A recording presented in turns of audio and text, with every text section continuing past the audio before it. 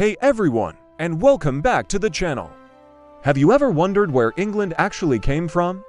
I mean, not just the physical island, but the idea of England, the kingdom itself. It wasn't just suddenly there on a map. Its story is a sprawling epic of invasions, shifting alliances, and a slow, often bloody, fusion of cultures. So today, let's journey back in time and uncover the epic tale of how England was born. Our story starts long before the name England even existed.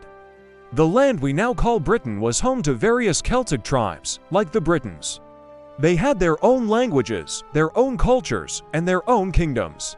But everything changed in 43 AD when a new global superpower arrived on the scene, the Roman Empire. The Romans conquered most of the island, calling their new province Britannia. For nearly 400 years, they built roads, cities, and forts, introducing Latin, new laws, and a whole new way of life. But as the Roman Empire began to crumble in the early 5th century, the legions were recalled to defend Rome, leaving the Romano-Britons vulnerable and alone. With the Romans gone, a power vacuum was created. The Celtic Britons, left to fend for themselves, faced threats from the Picts in the north and the Scots from Ireland. According to tradition, a British leader named Vortigern made a fateful decision. He invited Germanic warriors from mainland Europe to come over as mercenaries to help fight off these raiders. These newcomers were primarily from 3 tribes, the Angles, the Saxons, and the Jutes. Now, here's the twist. The mercenaries liked what they saw. The land was fertile, the defenses were weak, and they decided to stay. And they didn't just stay, they brought their families, their culture, and their ambitions. This wasn't a single, swift invasion, but a long process of migration and conquest that unfolded over decades. These Germanic groups, collectively known as the Anglo-Saxons, began to push the native Britons west into what we now know as Wales and Cornwall, and north into Scotland. The old Roman province of Britannia was being completely transformed. Out of this chaos, a new political landscape emerged. The Anglo-Saxons established several new kingdoms, which historians call the Heptarchy, meaning the 7 kingdoms. You had powerful realms like Northumbria in the north, Mercia in the Midlands, and Wessex in the south, along with East Anglia, Essex, Kent, and Sussex. For centuries, these kingdoms were constantly at war with each other, each vying for dominance. It was a brutal and fragmented era. The land was now Angle land, the land of the Angles, from which we get the name England. But it was an England of many kings, not one. Alongside these wars, a different kind of transformation was taking place, the conversion to Christianity. While Roman Britain had been Christian, the pagan Anglo-Saxons had brought their own gods, like Woden and Thor. But in 597, the Pope sent a missionary named Augustine to Kent, while Irish monks brought Christianity to the north from Iona. Slowly but surely, the Anglo-Saxon kingdoms converted. This shared faith was a crucial unifying force. It created a common identity and a network of communication between the rival kingdoms through the church. This religious unity laid the cultural groundwork for what would eventually become political unity. Just as the Anglo-Saxon kingdoms were starting to coalesce, a new and terrifying threat appeared on the horizon.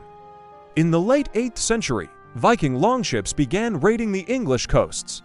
At first, they were hit-and-run attacks on monasteries and coastal towns.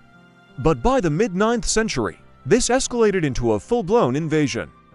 A massive Viking force, known as the Great Heathen Army, landed in England. They weren't just here to raid anymore, they were here to conquer and settle. One by one, the Anglo-Saxon kingdoms fell. Northumbria, East Anglia, and much of Mercia were overrun. The Vikings established their own territory, known as the Danelaw. By the 870s, only one major kingdom remained standing, defiant against the Viking tide, the Kingdom of Wessex, located in the southwest. And its king was a man whose name would echo through history, Alfred. Alfred the Great was a remarkable leader. After suffering devastating defeats and being forced into hiding, he regrouped his forces and achieved a decisive victory against the Vikings at the Battle of Edington in 878. This victory was a turning point. Alfred didn't just save his kingdom, he saved the very idea of an English identity from being extinguished. He negotiated a treaty that formally recognized the Danelaw, but secured the independence of Wessex and parts of Mercia. He was the first king to be seen not just as King of Wessex, but as a protector of all English people, both inside and outside his direct rule. But the job wasn't finished. It fell to Alfred's successors to build on his legacy. His son, Edward the Elder, and his formidable daughter, Thelfold, the Lady of the Mercians, launched a series of campaigns to reconquer the Danelaw. They built fortified towns called burhs and systematically pushed the Vikings back. This military project wasn't just about conquering land, it was about unification. The final piece of the puzzle was put in place by Alfred's grandson, Aethelstan. In 927, he conquered the last remaining Viking kingdom, the Kingdom of York, and for the first time, brought all the Anglo-Saxon territories under the rule of a single king. He was the first monarch to style himself King of the English. The various kingdoms of the Heptarchy, the fractured lands of Angleland, were finally forged into a single, unified political entity, the Kingdom of England. Of course, the story doesn't end there. There would be more Viking invasions, the Norman conquest of 1066, and centuries of history that would continue to shape the nation.